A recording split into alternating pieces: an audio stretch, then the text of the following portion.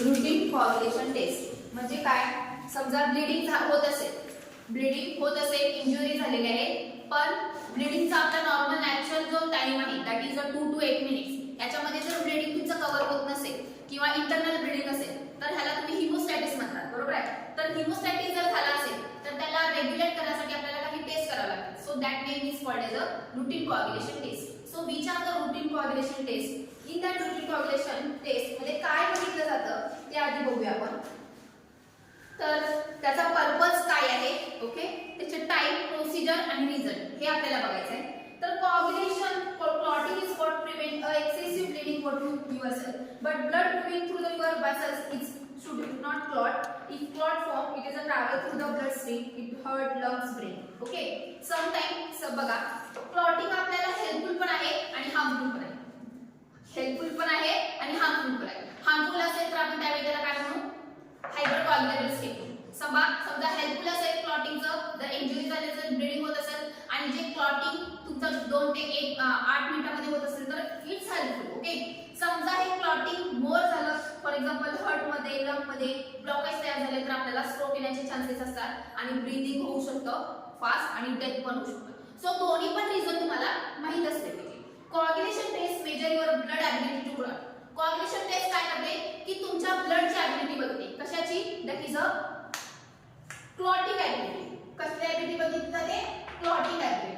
ह्याच्यामध्ये तुमचं ब्लड समजा ब्लिडिंग होत आहे कंटिन्युअसली, तर त्याचं टायमिंग चेक करणं, त्याचं मेजर करणं, that is known as a simple definition of the coagulation और a clotting time. Okay, then it is अ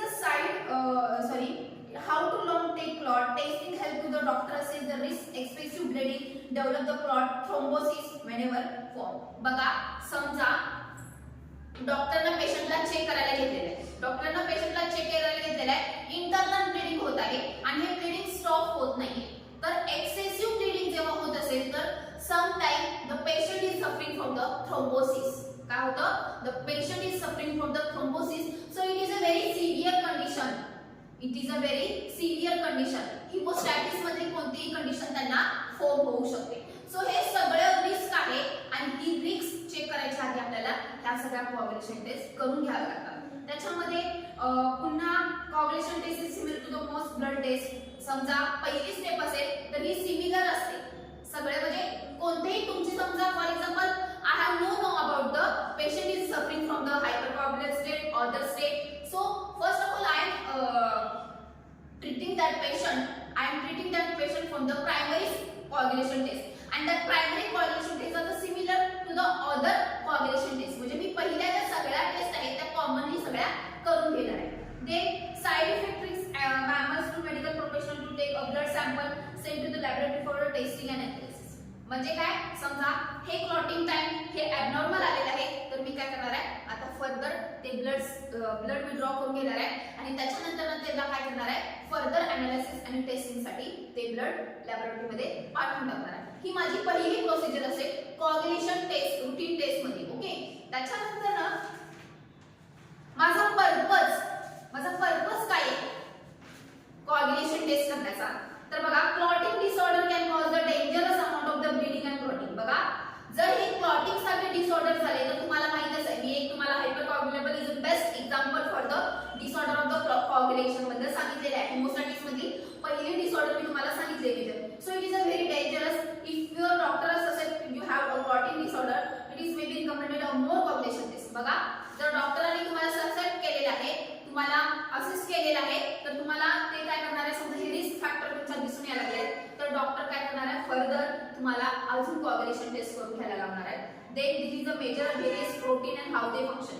मग त्याच्यानंतर ना काही प्रोटीन असतात ब्लड मध्ये तर त्याच्यामध्ये त्यांचे फंक्शनिंग काय, अदर सगळ्या ब्लड चेकिंग कोआग्युलेशन टेस्ट केला जाणार आहे. त्याच्यामध्ये कंडिशन काय काय होतात फॉर्म बघा, ब्लीडिंग होत असेल तर लिव्हरला डिसीज होऊ शकतो, थ्रोम्बोफिलिया होऊ शकतो which is a excessive clotting. Then haemophilia, inability to clot normality म्हणजे काय, क्लॉट जे नॉर्मल फॉर्म होणार आहे ते होणार नाहीये. सो असे काही डिसीज डिसऑर्डर तुम्हाला होतात.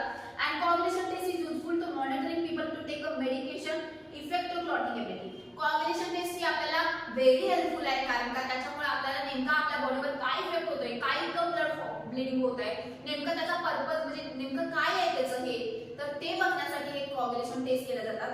टाइप ऑफ कोअग्युलेशन टेस्ट, त्याच्यामध्ये कंप्लीट ब्लड सेल काउंट पहिला चेक केला जातो, त्याच्यानंतर फॅक्टर बी असे केला जातो, त्यानंतर फायब्रिनोजेन लेवल बघितली जाते, त्याच्यानंतर प्रोथ्रोम्बिन टाइम केला जातो, त्याच्यानंतर प्लेटलेट काउंट केला जातो. ही तुमची सगळी एक कोअग्युलेशन टेस्ट आहे. त्याच्यानंतर thrombin time and bleeding time. Okay, and then how to coagulation test perform. एवढंच केल्यानंतर सगळं शिकवल्यानंतर तुम्हाला फायनली कळतं की what is coagulation test. Okay, आता कोअग्युलेशन टेस्ट भरपूर आहे, म्हणजे डिफरंट आहे, पण रुटीनली पहिली कोअग्युलेशन टेस्ट काय केली जाते की ब्लड विड्रॉ केला जातो, म्हणजे ब्लड त्याचं विड्रॉ केलं जातं. त्याच्यानंतर त्याचा सीबीसी काउंट केला जातो. सीबीसी काउंट केल्यानंतर त्याचे असे फॅक्टर असे त्याचे केले जाते. त्याच्यानंतर त्याच्यामध्ये फायब्रिनोजेनेसिस,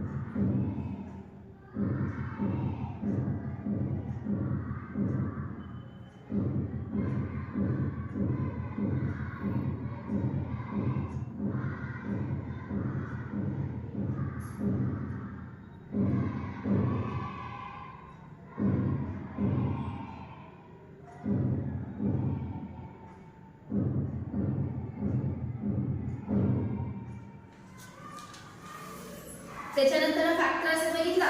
त्याच्यानंतर मग त्याची फायब्रिनोजेन लेवल काय आहे, म्हणजे नॉर्मल क्लॉटिंग होत असेल किंवा क्लॉटिंग होत नाही तर त्याच्यामध्ये फायब्रिनोजेनची लेवल इम्पॉर्टंट आहे, ती मेजर करणं. त्याच्यानंतर प्रोथ्रोम्बिन पण मेजर कंपोनंट आहे त्या ब्लड क्लॉटिंग मध्ये, तर प्रोथ्रोम्बिन टाइम की प्रोथ्रोम्बिन किती वेळेत किती सिक्रेट होतोय ते बघणं. त्याच्यानंतर प्लेटलेट काउंट किती आहे हे चेक करणं, आणि त्याच्यानंतर मग त्याचं काय चेक करायचं, लास्टला थ्रोम्बिन टाइम म्हणजे थ्रोम तयार होणं म्हणजे क्लॉट तयार होणं, आणि ब्लीडिंग टाइम म्हणजे थ्रोम होतच नाहीये, हे कोणताही फॅक्टर रिस्पॉन्सिबल होत नाहीये, तर ब्लीडिंग टाइम मेजर करून पुढचे रिझल्ट अनालिसिस केले जातात. Okay, so write down only coagulation test मध्ये फ्लो चार्ट काढून घ्या.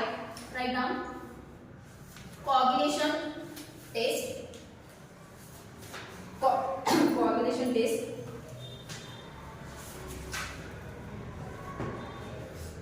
त्याच्यामध्ये द्या आपण काय काय बघायचं आहे, complete blood count, CBC. Second one factor असेल, then fibrinogen level,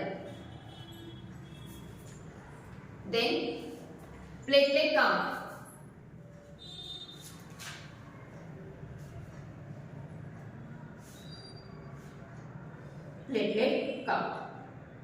then thrombin time, then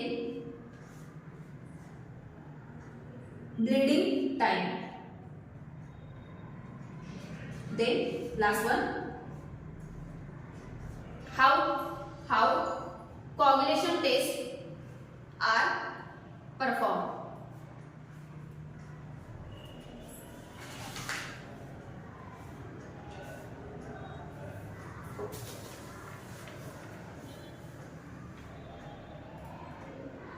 okay, so हे सगळे आपल्याला काय करायचे, ह्या चार्टनुसार आपल्याला रूटीन कोअग्युलेशन टेस्ट बघायचे.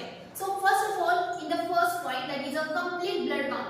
ह्याच्यामध्ये काय गरजेचं आहे, by taking a CBC, because तुमची काय बघितली जाणार आहे, आरबीसी आणि डब्ल्यूबीसी ची फिजिओलॉजी बघितली जाणार आहे.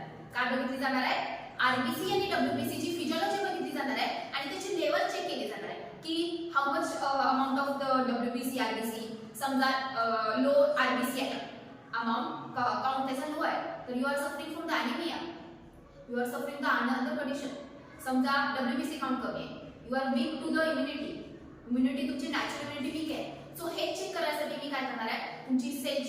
फिजिओलॉजी चेक करणार आहे, प्लस त्याचं काय केलं जाणार आहे, त्याचं नंबर काउंट चेक करण्यात जाणार आहे. That is a count of the RBC, WBC and platelet. समजा हे जर ॲबनॉर्मलच आहे, पहिल्या स्टेज मध्ये हे सगळं ॲबनॉर्मल आहे, so it is a formation of the abnormality, so it is a not proper condition for the clotting, natural clotting.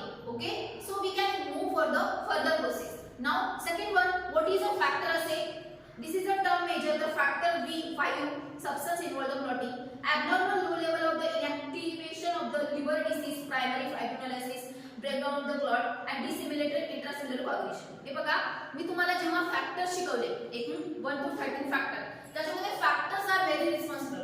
In that there is a factor number 5. It is a very most important factor in the coagulation. समजा if there is a absence of factor B, so we are suffering from the like a fibrinolysis, that is the breakdown of the clot. म्हणजे काय, जो clot form होतोय त्याचं breakdown होतोय, म्हणजे lysis होतोय, that we can call as a fibrinolysis or disseminated intracellular coagulation. म्हणजे काय, इंट्रासेल्युलर कोagulation आहे ते काय होतंय, डिसेमिनेटेड. म्हणजे काय, क्लॉट फॉर्म होताच काय होतोय, ब्रेक होतोय. का ब्रेक होतोय, कारण का जो फॅक्टर एकूण 1 ते 13 पैकी जो 5वा फॅक्टर आहे त्याचा असे केल्यानंतर कळतो की factors are the not in proper manner, proper condition मध्ये फॅक्टर्स नसल्यामुळे तुम्हाला ही ॲबनॉर्मॅलिटी आहे. समजा हेच फॅक्टर असे केल्यानंतर पूर्ण सगळे फॅक्टर व्यवस्थित नॉर्मली वर्क करत असेल तर तुम्हाला फर्दर टेस्ट करायची गरज नाही. तुम्हाला फॅक्टर असे का करायचं कळायला की तो असे केल्यानंतर तुम्हाला त्याची लेवल किती आहे, त्याची लेवल अगदी जर व्यवस्थित असेल तर तुम्हाला ना फायब्रिनोलायसिस होईल नाहीतर डीआयसी होईल, कोणत्याही प्रकारचा तुम्हाला डिसऑर्डर फॉर्म होणार नाही. ओके, सेकंड वन, पुढचं त्यांनी काय विचारलेलं आहे, fibrinogen level. Fibrinogen is a protein made by the liver. The test is measure how to much fibrinogen in your blood. काय केली जाते ही यामध्ये, फायब्रिनोजेन असा प्रोटीन आहे की लिव्हर फॉर्म करतो तो, बट टेस्ट मेजर काय केलं जाते की फायब्रिनोजेन किती प्रमाणात प्रोड्यूस झालेले आहे तुमच्या ब्लड मध्ये हे चेक करण्यासाठी फायब्रिनोजेन लेवल टेस्ट केली जाते.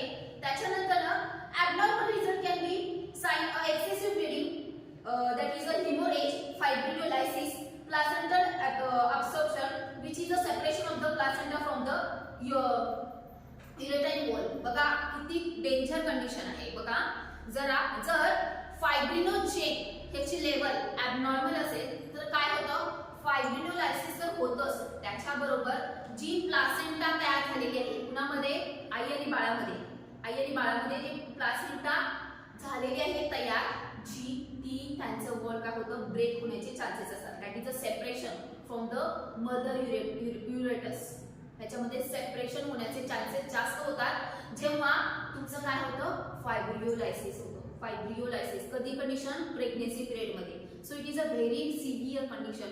So how to cure from its, त्याच्यापेक्षा ते क्युअर होण्यापेक्षा फायबर्स त्याच्या पदार्थातून आपल्याला मिळत असेल ते पदार्थ कंझ्युम करणं खूप गरजेचं आहे. Okay, next one, that is a PT time, prothrombin time. Prothrombin is another protein which is in your liver produce. हा पण लिव्हरच प्रोड्यूस करतो, हा दुसरा प्रोटीन आहे. त्याच्यानंतर the prothrombin time is a test measure how will we long take a blood clot. म्हणजे काय, जो कोagulation मधला सगळ्यात लॉंग टाइम आहे तो PT time. Okay, that is अ जोपर्यंत कॅस्केड मेकॅनिझम रन होऊन प्रोथ्रोम्बिन पर्यंत येत नाही आणि प्रोथ्रोम्बिन पासून क्लॉट होत नाही, प्रोथ्रोम्बिन टू क्लॉट फॉर्मेशन, हा जो लॉंग पिरियड आहे त्याला पीटी टाइम म्हटलं जातं. म्हणजे काय, पहिला तुमचा थ्रोम्बोप्लास्टिन आला, त्याच्यानंतर तुमचं थ्रोम्बिन झालं, त्याच्यानंतर प्रोथ्रोम्बिन आलं, त्यानंतर प्रोथ्रोम्बिन झालं, मग त्याच्यानंतर पुढचा जो कॅस्केड मेकॅनिझम रन होणार आहे प्रोथ्रोम्बिन पासून last point, that is a clot formation, that is nothing but your PT time, that is a prothrombin time. Okay, they stay it is a normally take to the 25 to 30 second. किती आहे, 25 ते 30 second. They its may take a longer take in a blood thinner. Okay, they thin blood असेल तर long time घेतलं जातं. Other reason, abnormal reason including haemophilia disease, malabsorption. It is also useful to monitor to take a medication affect the clotting such as a clumping formation. Result give the number of second intake of blood clot. Sometimes it is a pretty used to the calculation count international normalised INR compare to result of different laboratories. बघा हा जो PT time आहे 25 ते 30 सेकंदात जर होत असेल तर तो नॉर्मल आहे. समजा कधी कधी हा जर टाइम जास्त घेत असेल तर तुमचं ब्लड हे थिनर असल्यामुळे. दुसरी गोष्ट ॲबनॉर्मॅलिटीज आल्या पीटी टाइम मध्ये तर तुम्हाला काय होऊ शकतं, डिसऑर्डर होऊ शकतात, हिमोफिलिया होऊ शकतो, त्याच्यानंतर माल न्यूट्रिशन सारखे प्रकार घडून येतात. त्याच्यानंतर ही जे स्टँडर्डायझेशन आहे हे पीटी टाइमचं हे यूज केलं जातं. कुठे यूज केलं जातं, that is a international normalised ratio.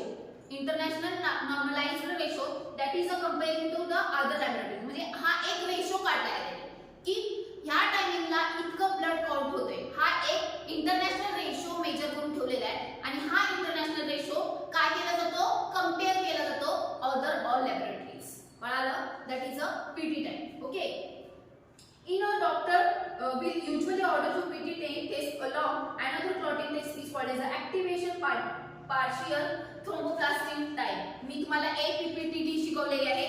समजा PT टाइम झालेला आहे, तुम्हाला डॉक्टरांना काय वाटतं की PT टाइम लॉंग घेतलेला आहे. ओके, सो PT टाइम जर लॉंग घेत आहे तर क्लॉटिंग आहे, ॲबनॉर्मॅलिटीज आहे, पण आपण याचं एक PPTD पण करून बघू शकतो. म्हणजे PT टाइम नंतर डॉक्टरांच्या सजेशन खाली एक PPTD टेस्ट पण करू शकता. Then platelet count. Platelets are cells in the blood. They are in the blood forming. They have the abnormal number is called as a if you are on number as a chemotherapy, you will take a certain medication. You had the massive blood transfusion.